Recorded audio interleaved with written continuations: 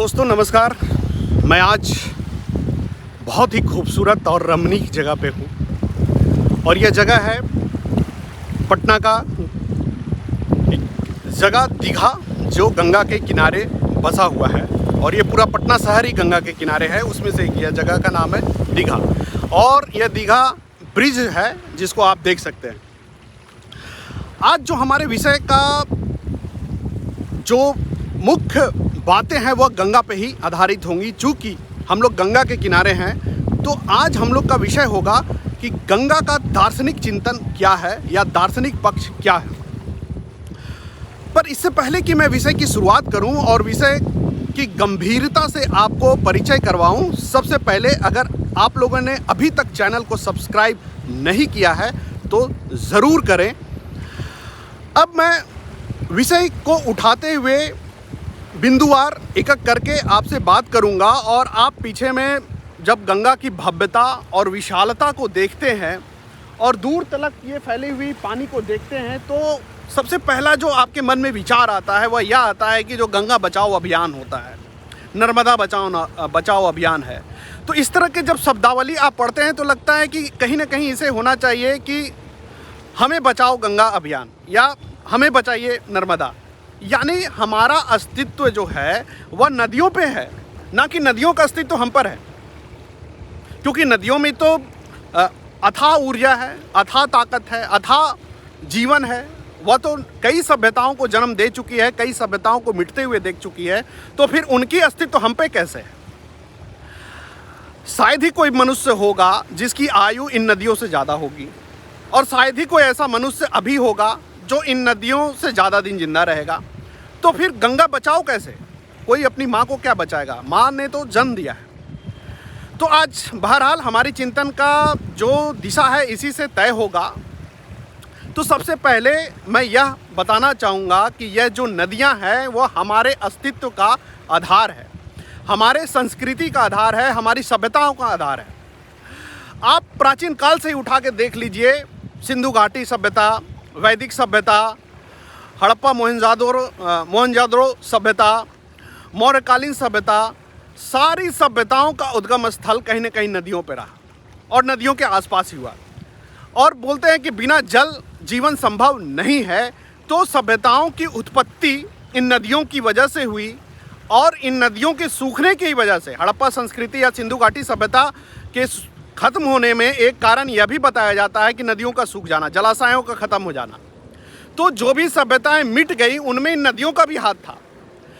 उसमें एक रीज़न यह भी है कि या तो सूख गई या तो नदियों में काफ़ी तेज़ी से बाढ़ आया जिसके कारण सभ्यता नष्ट हो गई, नदियों में बह गई। तो सभ्यता के निर्माण में, सभ्यता के विखंडन में भी नदियों का हाथ है। तो एक तो सभ्यता संस्कृति से यह नदियाँ जुड़ी हुई है, हमारे सभ्यताओं का जन्मस्थल ही रही है। दूसरा, हमारे सभ्यताओं के नष्ट होने का भी ये प्रमाण साक्षी हैं या साक्षात्कार इन्होंने किया है। उसके बाद अगर अगले बिंदु की बात करें तो हमारे पर्व और त्यौहार भी नदियों से जुड़े हुए हैं। हम नदियों को माँ बुलाते हैं, नदियाँ हमारे लिए इतना मायने रखती है कि माँ बुलाते हैं, गंगा मैया कहते हैं हम लोग। और एकमात्र भारत में ऐसी नदी है ब्रह्मपुत्र, जिसे हम लोग पुरुष मानते हैं, जो पिता तुल्य मानते हैं। बाकी सारी नदियों को हम लोग माँ मानते हैं।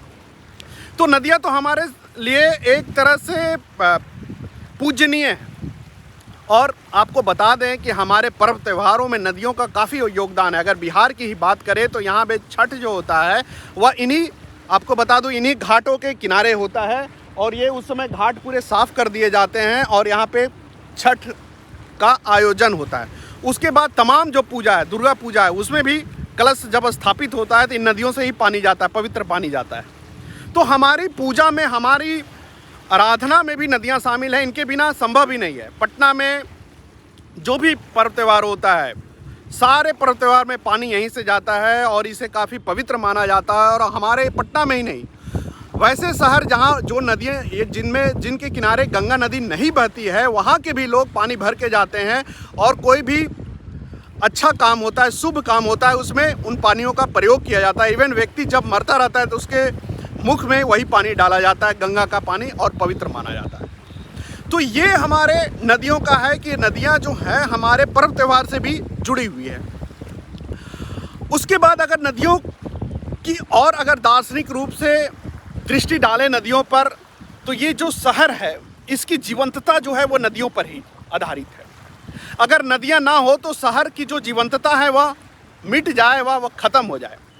शहर की तमाम जो गंदगी है वो किसी न किसी रास्ते नदियों में आके मिलती है, और शहर को साफ रखने का काम, स्वच्छ रखने का काम और ग्राउंड वाटर को रिचार्ज करने का काम ये नदियां ही करती हैं।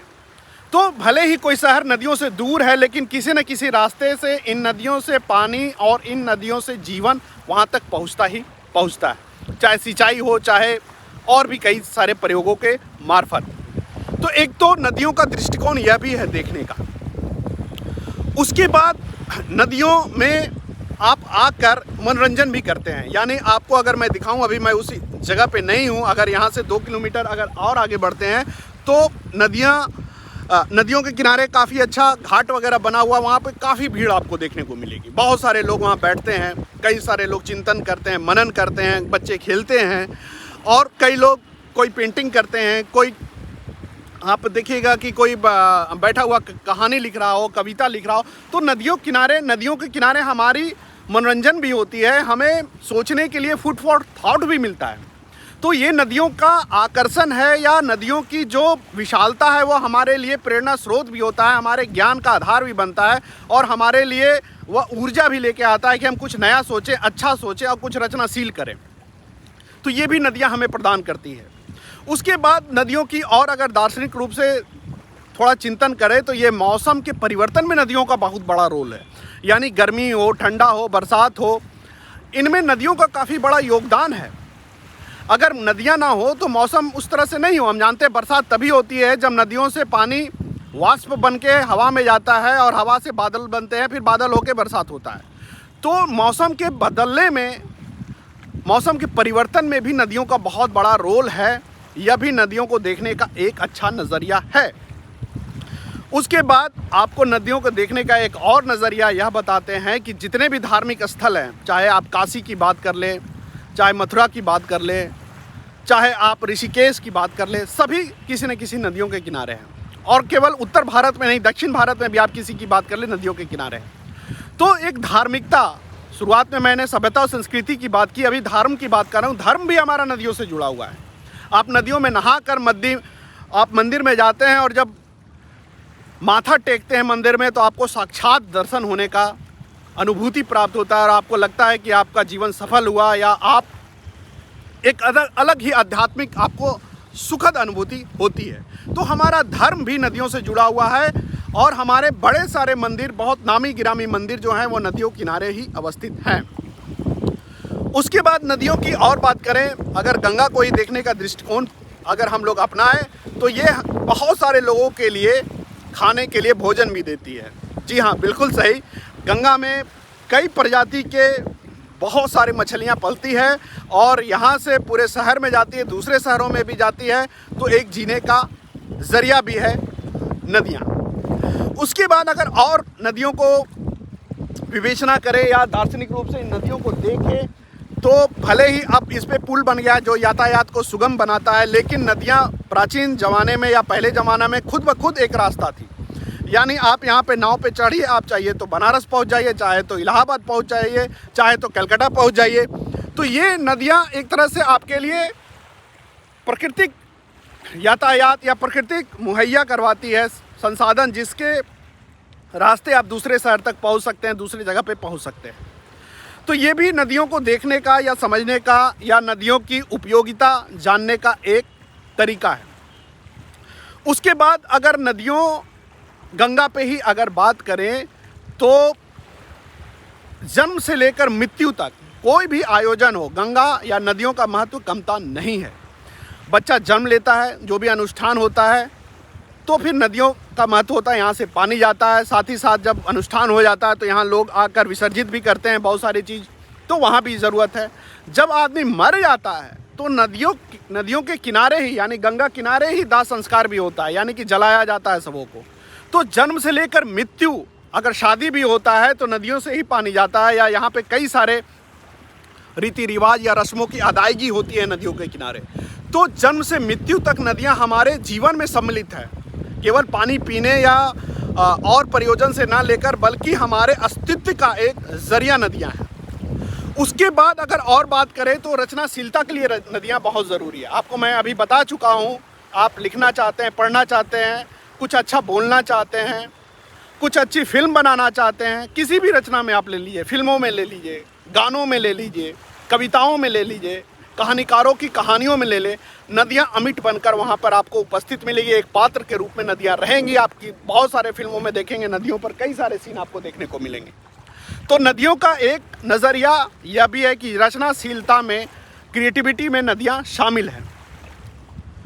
और अगर बात करें नदियों पर, तो ऐसे जगह पे आने के बाद ऊर्जा काफ़ी बढ़ जाता है और आपको लगता है और सारे बात करें। नदियों का एक सामरिक महत्व भी है। सामरिक महत्व इससे बारे कि जिस देश में सबसे ज़्यादा नदियां हैं वह देश उतना समृद्ध होता है। मान लीजिए भारत की समृद्धि, यहाँ की मिट्टी की जो उर्वरता है, यहाँ की जो उत्पादन की क्षमता है मिट्टियों की, वह नदियों के कारण। नदियाँ मिट्टियों की जो ताकत है वो बढ़ाती है।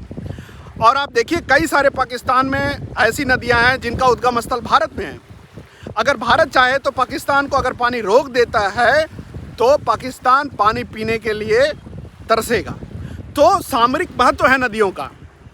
जिस तरह से ब्रह्मपुत्र, कई बार हम चाइना से इसलिए चाइना के सामने बातचीत करना पड़ता है या उसके आगे जाना पड़ता है कि ब्रह्मपुत्र का उद्गम स्थल या उसका काफ़ी बड़ा क्षेत्र चाइना में है।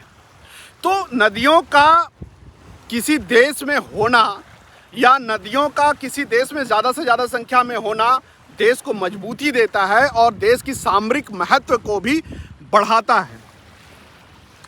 उसके बाद अगर और मैं आप उस पर बात करूं नदियों के महत्व पे, तो नदियों से एक आशय यह भी है कि किसी देश की जीवंतता कितनी है। जिस देश में ज़्यादा नदियां हैं, साफ़ सुथरी नदियां हैं, बड़ी बड़ी नदियां हैं, वहाँ की जीवंतता, वहाँ की समाज की ऊर्जाशीलता, उस देश का आगे बढ़ने की क्षमता, विकसित होने की क्षमता ज़्यादा होती है। और वह जल्दी से हो जाता है क्योंकि उसके पास प्राकृतिक संसाधन के रूप में पानी प्रचुर मात्रा में। और आपको पता है कि पानी से ही बिजली बनता है और पानी पे ही बड़े बड़े डैम बनाए जाते हैं और उससे बिजली का उत्पादन होता है। तो नदियों का ज़्यादा होना एक तरह से तो कृषि योग्य भूमि आपको देता है, पानी से बिजली आप बना सकते हैं, साथ ही साथ आप के देश में पानी की कमी नहीं होगी और पानी की उपयोगिता उद्योगों के लिए, आम जनजीवन के लिए, साथ ही साथ कृषि के लिए अपरिहार्य है। इसलिए नदी और नदियों का पवित्र होना, साफ सुथरा होना और ज़्यादा संख्या में होना एक तरह से देश के विकास में इनका योगदान है। अब अगर अगले बिंदु की बात करें तो नदियां जो है वह सत्ता बनाने का भी काम करती है और सत्ता गिराने का भी काम करती है। इतिहास गवाह है कि कितने सारे सत्ताओं का निर्माण इन नदियों के किनारे हुआ, जैसा कि मैं बता चुका हूं, कई नगरों का नाम लिया हूं, और कितने सारे सत्ता जो हैं इन नदियों के किनारे गिर भी गए। तो सत्ता के बनने और सत्ता के खत्म होने में भी नदियों का योगदान बहुत बड़ा है। और आप देखते हैं कि वर्तमान जो सरकार है उनका भी कहीं था कि गंगा का बहुत बड़ा रोल है। हमारे जो देश के रहनुमा हैं वह ऐसे शहर से जीते हुए हैं, ऐसे शहर का प्रतिनिधित्व करते हैं जो गंगा किनारे ही है, वाराणसी। तो सत्ता के निर्माण और सत्ता में भी नदियां शामिल रही है। सत्ता को बनते हुए देखी है नदियों ने, सत्ता को गिरते हुए गिरी है। कितने शहंशाह इनके कसम खाकर सत्ता तक पहुँचे और कितने शहंशाह इनकी अनदेखी करके सत्ता से नीचे भी आए। तो नदियों का महत्व सिर्फ प्रयोजन मूलक ही नहीं है, इनका जो महत्व है वह सत्ता और सामंत और शक्ति को साधने में भी है। तो समय समय पे इनका उसके अनुसार भी उपयोग किया जाता है और हमारी जनमानस या भारतीय मानसिकता उस दिशा में सोचती है या उसका प्रभाव पड़ता है। कोई अगर गंगा का नाम लेकर अगर कुछ बोलता है तो उसको अक्षर सा सत्य माना जाता है। और मैं यह भी बता दूं आपको कि प्राचीन काल में और अभी भी आप जो नदियों के किनारे जो गांव होते हैं या जो शहर हैं, वहाँ गंगा के नाम पे कस्में खाई जाती है और लोग उसको सच मानते हैं। मैं गंगा की कसम खाता हूँ, यानी कि गंगा की पवित्रता, इसकी पुण्यता, इसकी दैवत्व शक्ति इतनी ज़्यादा होती है कि लोग बिलीव करते हैं अगर इसके नाम पे कोई कसम खाता है तो सच बोलेगा। तो जब आधुनिक जो कोर्ट कचहरी बहुत नहीं थी या उस तरह के लॉजिकल जहाँ डिस्कोर्स नहीं होते हैं, तो गंगा की पवित्रता की लोग कसम खाकर सच बोलने का दावा करते हैं या बहुत सारे झगड़े या बहुत सारे विवाद का निपटारा करते हैं। तो ये नदियों की ताकत है। उसके बाद अगर और इनके प्रयोजक मूलन की बात करूं तो गंगा से हमें बालू मिलता है और बालू से पता है आपको कि घर बनता है। और इस तरह से अगर छोटे छोटे चीज़ों पर मैं जोड़ने लगूं तो शायद ये वीडियो का जो समय है वह कम पड़ेगा, लेकिन चाहे लाख कोई कर ले, गंगा की जो महिमा है, गंगा की विशालता है, इसकी पवित्रता है, इसकी उपयोगिता है और इनका जो आशीर्वाद है वह शब्दों में समेटना मुश्किल है, क्योंकि जब इन पे आप बात करने जाते हैं तो शब्द से ज़्यादा आपके भाव जो हैं वो प्रबल हो जाते हैं, और जब भाव बहुत प्रबल होते हैं तो शब्द कम निकल पड़ते हैं और भाव ज़्यादा निकलता है। तो बहरहाल आज के लिए बस इतना ही। फिर अगली प्रस्तुति में मैं किसी इसी तरह से महत्वपूर्ण विषय के साथ आपसे मिलूँगा। तब तक के लिए धन्यवाद।